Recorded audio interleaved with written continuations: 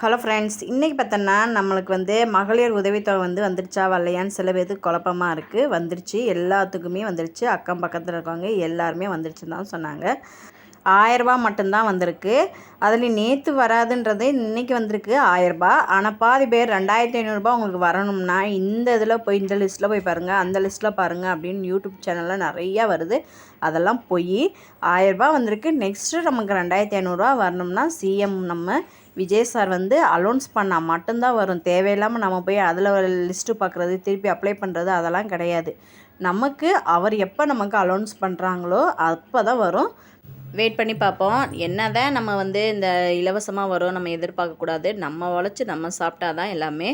ஆனால் இந்த 1000 ரூபான்றது ஒரு வயசானவங்க சில பேர்த்துக்கு எல்லாத்துக்குமே தான், வயசானவங்க மட்டும் இல்லை எல்லாத்துக்குமே ஒரு உதவியாக தான் இருக்கும்.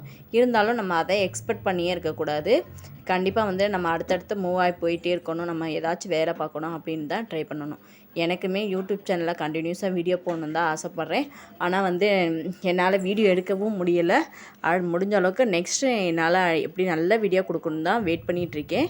கண்டிப்பாக ட்ரை பண்ணுறேன். வீடியோ பிடிச்சா லைக் பண்ணி சப்ஸ்கிரைப் பண்ணுங்கள். நம்ம சேனலுக்கு நீங்கள் புதுசாக இருந்தீங்கன்னா மறக்காமல் சப்ஸ்கிரைப் பண்ணிக்கோங்க. மறக்காமல் கமெண்ட் பண்ணுங்கள். தேங்க்யூ. நெக்ஸ்ட் வீடியோ பார்க்கலாம்.